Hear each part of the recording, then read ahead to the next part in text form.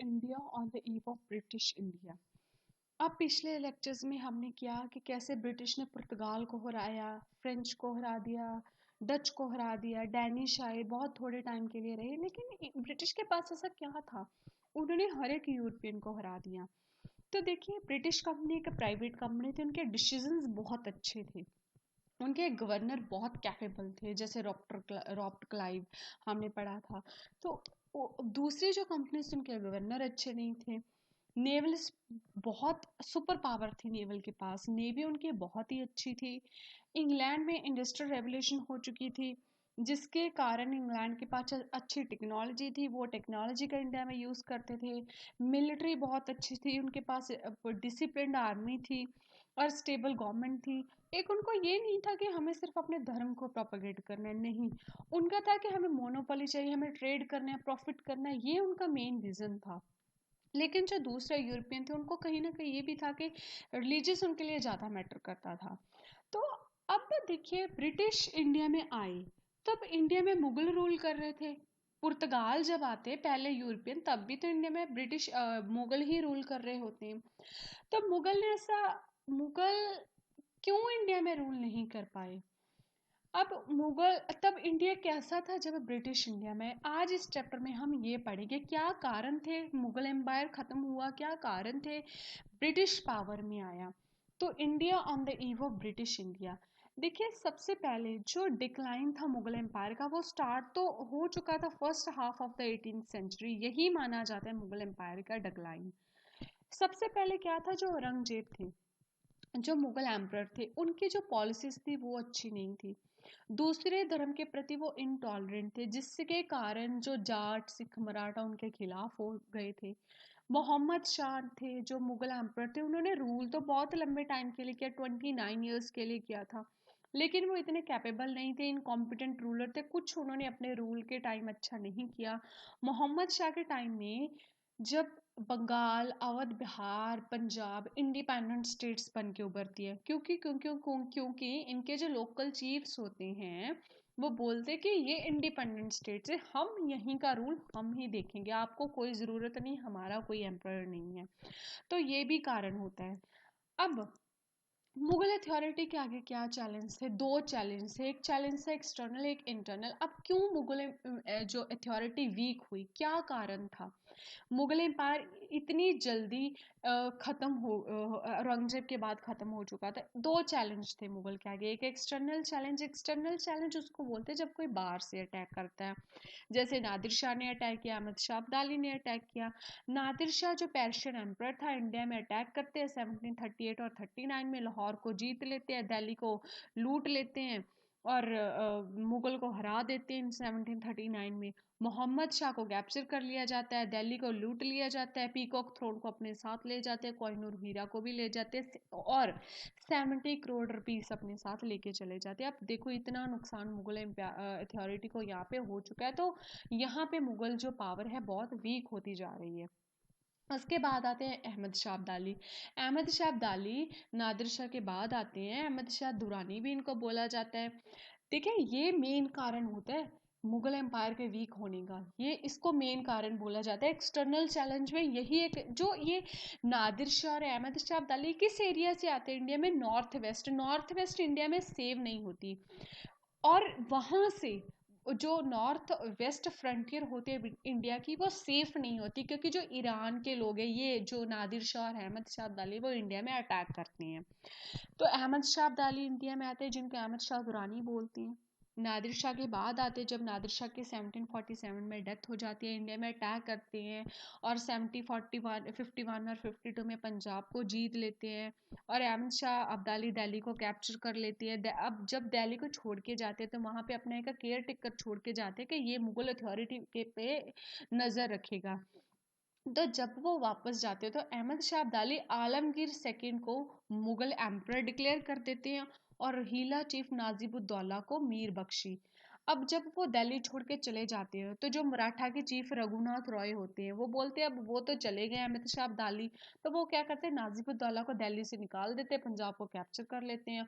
और रिटेलिएशन में जो अहमद शाह अब्दाली होते हैं वो जब वापस आते होते हैं 1761 में आके मराठा के ऊपर अटैक करते हैं, मराठा को बुरी तरह से हरा देते हैं। तो यहाँ पे मराठा अथॉरिटी बहुत वीक हो चुकी है, तो जब अहमद शाह अब्दाली मराठा को हराते हैं, थर्ड बैटल ऑफ पानीपत बहुत ही इंपॉर्टेंट बैटल है। कब हुई थी? 1761 में, थर्ड बैटल ऑफ पानीपत, जब अहमद शाह अब्दाली ने मराठा को हरा दिया था। इसके बाद वो तो था एक्सटर्नल चैलेंज के बाहर से कोई लोग आए, उन्होंने इंडिया पे अटैक किया, इंडिया को वीक किया, मुगल अथॉरिटी को वीक किया। अब इंटरनल चैलेंज क्या थे? इंटरनल चैलेंज थे कि इंडिया के कुछ अपने चैलेंज, कुछ उनके रूलर ही इतने अच्छे नहीं थे। अब जब औरंगजेब की, तो पहले तो औरंगजेब की पॉलिसीज ही इतनी खराब थी कि उन्होंने इंडिया को वीक कर दिया। दूसरा, उनके उनके बाद के जो रूलर आते हैं वही बहुत वीक होते हैं। जैसे बहादुर शाह फर्स्ट आते हैं, वो 2 साल लड़ाई लड़ते हैं सक्सेशन के लिए, 63 ईयर्स के होते हैं, बूढ़े हो चुके होते हैं, इतना उनको होता तो है नहीं कि रूल करने हैं। औरंगजेब के सबसे बड़े बेटे होते हैं, एम्परर बनते हैं, और उनको खफी खान टाइटल खफी खान उनको टाइटल दे देते हैं शाह बेखबर। बहादुर शाह फर्स्ट ने अपने 2 ब्रदर को मारा होता है, मोहम्मद आजिम और काम बख्श को। बहादुर शाह फर्स्ट की पॉलिसीज बाकी लोगों के लिए बहुत अच्छी होती है, जैसे राजपूत, जाट, मराठा, लेकिन सिख्स के प्रति पॉलिसी इनकी अच्छी नहीं होती, क्योंकि बंदा सिंह बहादुर पंजाब पे अटैक कर देते हैं मुस्लिम के ऊपर, तो इन रिटेलिएशन बंदा सिंह बहादुर सिख पे अटैक करते हैं। बहादुर शाह की डेथ 1712 में हो जाती है। उसके बाद आते हैं जहांगीर शाह, 1712 से लेकर 1713 तक। जहांगीर शाह जुल्फिकार खान की मदद से बनते हैं एम्परर, और बाद में जुल्फिकार खान को प्राइम मिनिस्टर अपॉइंट कर देते हैं। जजिया को तो ख़त्म कर देते हैं, लेकिन इजारा सिस्टम लेके आते हैं फाइनेंशियल कंडीशन को इम्प्रूव करने के लिए, एक टैक्स की तरह ही होता है इजारा सिस्टम। फ्रुक्सियर फ्रुक्सियर जहांगीर शाह को मार देते हैं, किनकी हेल्प से मार देते हैं? सैयद ब्रदर अब्दुल्ला खान और हुसैन अली खान की अली की मदद से। अब सैयद ब्रदर को किंग मेकर क्यों बोलते हैं?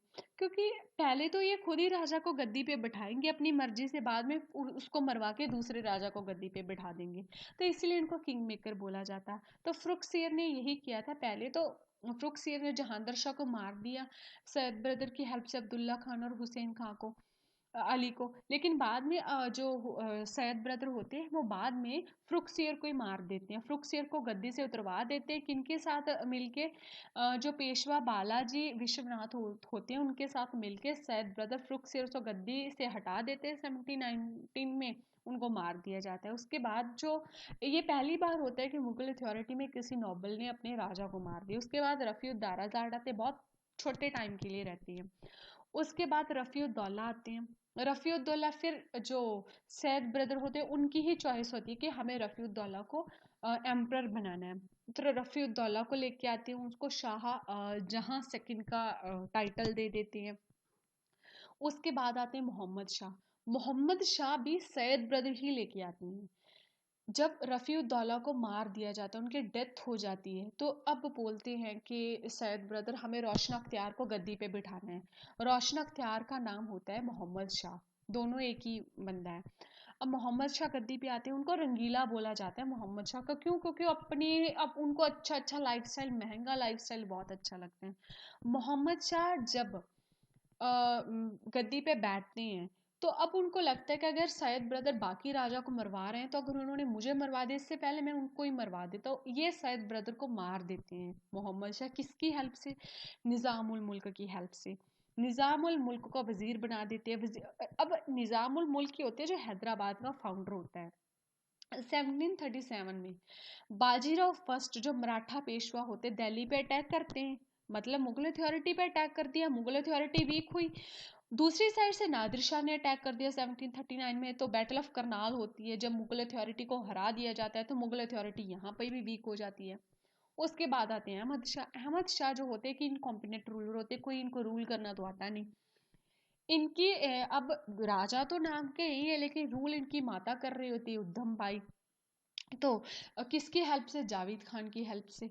उसके बाद आते हैं आलमगीर सेकंड। आलमगीर सेकंड जहांगीर शाह के जो दूसरे औरंगजेब के बाद दूसरे राजा थे ना जहांगीर शाह, उनके ये ग्रैंडसन थे।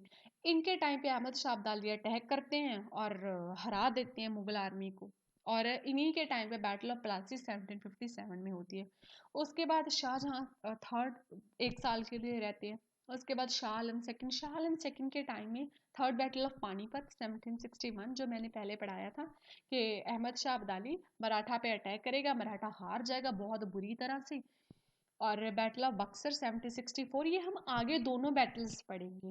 बैटल ऑफ बक्सर क्यों होती है, बैटल ऑफ प्लासी क्यों होती है, बैटल ऑफ पानीपत तो मैंने बता दिया। बैटल ऑफ प्लासी क्यों होगी, बैटल ऑफ प्लासी बंगाल को जीतने के लिए अंग्रेज लड़ाई लड़ेंगे, उसको बैटल ऑफ प्लासी बोला जाता है। और 1761 में 65 में जब बैटल ऑफ प्लासी और बैटल ऑफ बक्सर हो जाती है, 1764 में बैटल ऑफ बक्सर के बाद एक ट्रीटी है, द ट्रीटी ऑफ इलाहाबाद। इस ट्रीटी के अंदर क्या होता है, जो दीवानी राइट कि आप रेवेन्यू कलेक्ट कर सकते हो, जो मुगल एम्पर होता है वो अंग्रेजों को हक दे देता है कि आप रेवेन्यू कलेक्ट कर सकते हो बंगाल, बिहार और उड़ीसा में। यहाँ पे मुगल अथॉरिटी अपना रूल जमा लेती है।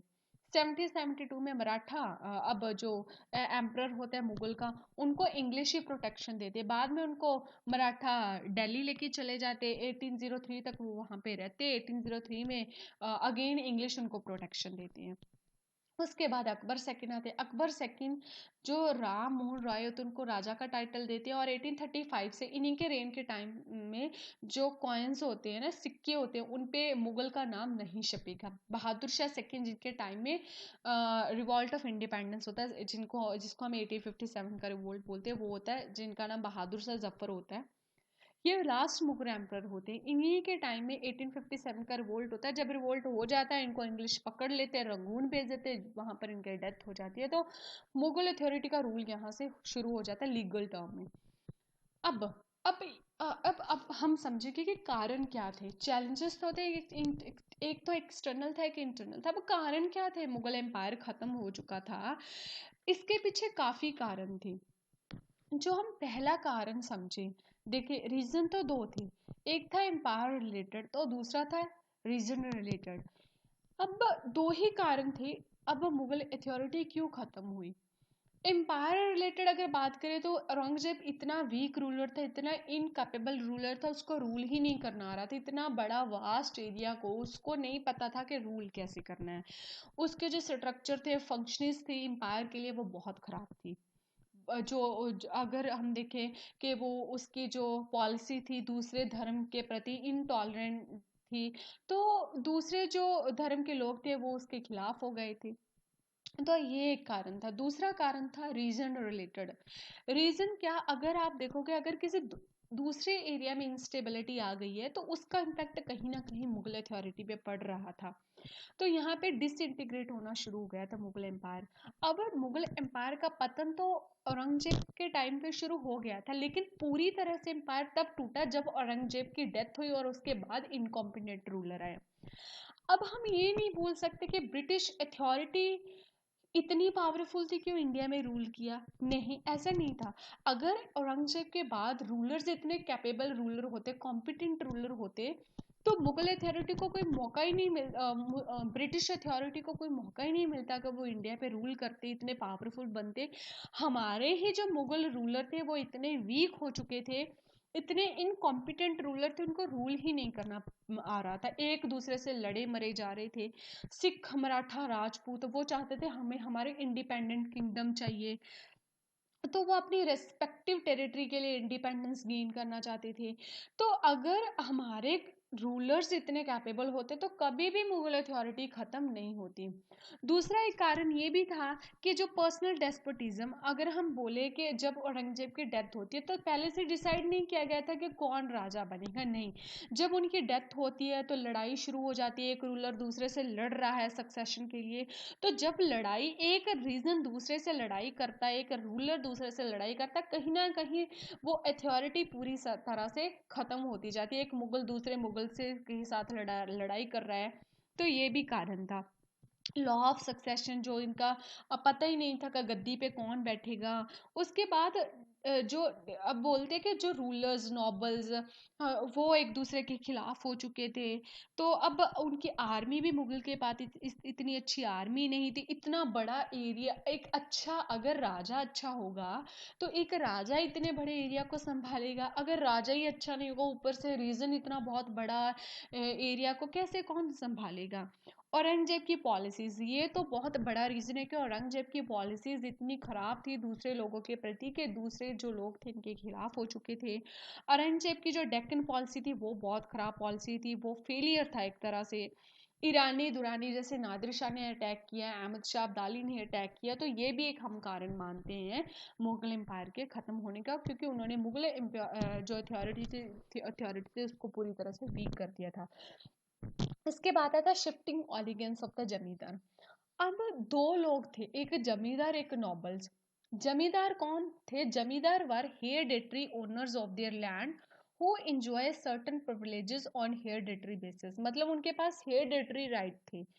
वो अपने आप को उपाधि देते थे रायज, राजास, ठाकुर, कूट्स, देशमुख।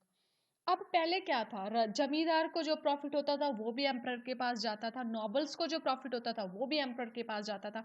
तो अब क्या हुआ यहाँ पे, ऑलिगेंसी जो है वो चेंज हो चुकी थी। जो जमींदार को प्रॉफिट होता था वो नॉबल के प्रति लॉयल हो चुके थे।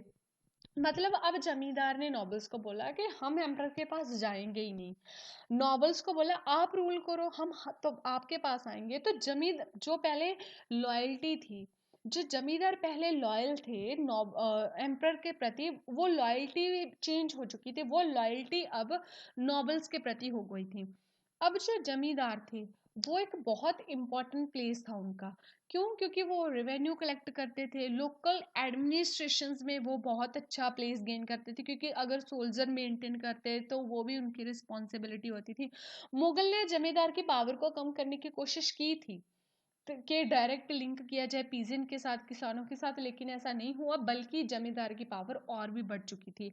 और जमींदार का और नॉबल का डायरेक्ट कांटेक्ट हुआ, जिससे जिससे क्या हुआ, जो एम्परर की पावर बहुत कम हो गई, मुगल अथॉरिटी को बहुत बड़ा ठेस पहुंचा। जागीरदारी क्राइसिस, आप देखो अगर जमीन को बांटे जाओगे, जहां से राजा को रेवेन्यू इकट्ठा होता था, रेवेन्यू इकट्ठा होना बंद हो गया, क्योंकि जो जमीन थी छोटे छोटे टुकड़े में टूट चुकी थी।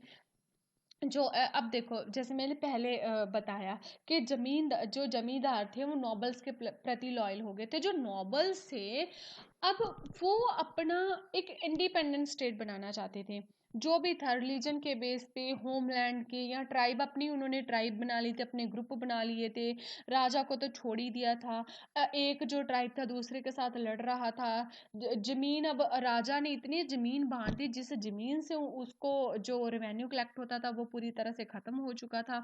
और अब the nobility comprised people who were either assigned a large Jagir और मनसिब, और appointed सूबेदार्स of Mughal subas and given to the responsibility of maintaining these। ठीक है, अब जो जमीन ही नहीं रही तो और क्या होगा। और जो जमीन थी, अब वो नॉबल्स जो थे वो चाहते थे कि हम अपना एक इंडिपेंडेंट रूल करें, हमारा यही ट्राइब है, हम इसके राजा है। तो अब कुछ और रह नहीं गया था। राइज ऑफ रीजनल एस्पिरेशन, जैसे जाट, सिख, मराठा थे, वो उनको था कि हमारी ये किंगडम है, हम इसके राजा हैं। वो इसमें सक्सेसफुल तो नहीं हुए, they did not succeed in their efforts. But जब वो मुगल अथॉरिटी क्यों चाहेगी, अगर कोई मुगल का राजा राज कर रहा है, वो क्यों चाहेगा जट, सिख और मराठा का कोई राजा उठे और अपने वो इंडिपेंडेंट किंगडम एस्टैब्लिश करे? नहीं, वो नहीं चाहेंगे। तो वो सक्सेसफुल तो नहीं हुए, लेकिन जब वो जाट, सिख, मराठा मुगल के अगेंस्ट लड़ रहे थे तो उन्होंने मुगल अथॉरिटी को बहुत वीक कर दिया था। अब राजपूत का भरोसा भी मुगलों से उठ चुका था, राजपूत भी इनके अगेंस्ट लड़ रहे थे मुगल्स के, तो जिससे मुगल अथॉरिटी फिर वीक हो चुकी। मराठा एक फॉर्मिडेबल एनिमी बन चुके थे मुगल्स के। और पहले तो ये था कि मराठा कंट्रोल करना चाहते थे महाराष्ट्र पे, बट बाद में क्या हुआ, जब ये मुगल से सरदेश मुखी और चौथ के अधिकार ले लेते तो उनकी पावर बहुत इंक्रीज हो जाती है। मुगल अथॉरिटी को ये भी बहुत बड़ा धक्का लगता है। अब राजपूत भी इनके खिलाफ हो जाते हैं, मराठा, राजपूत, जाट, सिख सब इनके खिलाफ लड़ाई लड़ रहे हैं, तो मुगल अथॉरिटी को बहुत बड़ा धक्का लगेगा। इकोनॉमिक एंड एडमिनिस्ट्रेटिव पॉलिसीज कौन सी थी? जो अमीर्स होते थे, अमीर्स बढ़ते जा रहे थे। अमीर्स आप कुछ कह सकते हो कि जिसको हम जमीन देंगे, इनाम के बदले कुछ देंगे, ऐसा कुछ जगीर भूमि को बोलते हैं। Amirs, number of amirs and their rank और मनसब हैड इंक्रीज, जब वो बढ़ चुके थे। अब इतने अमीर्स हो जाएंगे तो जगीर कहाँ से आएगी? है ना, जगीर तो कम पड़ ही जाएगी। और जगीर की प्रॉब्लम, ज़मीन की प्रॉब्लम को शॉर्ट करने के लिए औरंगजेब ने एक बहुत बुरी पॉलिसी अपनाई। उन्होंने क्या किया, पीजेंट्री जो किसान से थे उनसे उन्होंने ज़मीन इकट्ठी करनी शुरू की, उनसे टैक्स वसूलना शुरू किया, जिसके कारण जो पीजेंट्री थे वो और अमीर एक दूसरे के एंटागनाइज्ड हो गए, क्योंकि ज़मीन तो औरंगजेब अमीर को ही देगा। तो जो राजा थे उनका जो बहुत महंगा लाइफस्टाइल था, तो ये भी एक कारण था कि उनकी जो भूमि थी उस पे बहुत डिप्रेशन बढ़ चुका था, और जो मुगल अथॉरिटी धीरे धीरे नीचे जा रही थी, और कोई अच्छा एबल रूलर नहीं था। औरंगजेब की डेथ हुई तो अगर कोई एक अच्छा रूलर होता तो वो उस एरिया को अच्छी तरह से रूल कर पाता। तो ये फैक्टर्स थे जो रिस्पॉन्सिबल थे मुगल एम्पायर के खात्मे के लिए। ठीक है, और उसके बाद हम पढ़ेंगे जैसे जैसे मुगल एम्पायर ख़त्म धीरे धीरे अपने पतन की ओर आएगा, तो बहुत इंडिपेंडेंट स्टेट्स अवध, हैदराबाद, ये स्टेट्स उभर के बाहर आएंगी। तो ये कारण था कहीं ना कहीं मुगल एम्पायर के ख़त्म होने के पीछे। इतना टेक्नोलॉजी इनके पास है नहीं थी कि एग्रीकल्चर की प्रोडक्शन को इंक्रीज कर पाते। तो जैसे यूरोप में क्या था, रेवोल्यूशन आ चुकी थी, इंडस्ट्रियल रेवोल्यूशन आ चुकी थी, उनके पास बहुत अच्छी टेक्नोलॉजी थी, लेकिन इनके पास ऐसी कोई टेक्नोलॉजी नहीं थी। इकोनॉमिक एंड एडमिनिस्ट्रेटिव प्रॉब्लम थी। औरंगजेब की डेथ होती है, एक तरफ इकोनॉमिक एंड एडमिनिस्ट्रेटिव प्रॉब्लम, आपके पास ज़मीन नहीं है, आपके पास तो कुछ एग्रीकल्चर प्रोडक्शन नहीं है, और दूसरी तरफ अगर रूलर ही इतने अपने आप पे रूलर जो थे ध्यान देते थे, उनका ही इतना महंगा लाइफस्टाइल होता था, तो कहीं ना कहीं ये मुगल अथॉरिटी पे डिप्रेशन में लेके गए, और यही कारण था कि मुगल अथॉरिटी पूरी तरह से ख़त्म हो चुकी थी। इसका एक कारण और था, राइज ऑफ रीजनल स्टेट्स। काफ़ी स्टेट्स थी जो उभर के बाहर आई। हैदराबाद, उन्होंने बोला हमारा कोई राजा नहीं है, हम खुद ही रूल करेंगे इन एरिया को। ये भी एक कारण था, वो हम नेक्स्ट लेक्चर में पढ़ेंगे। Thank you.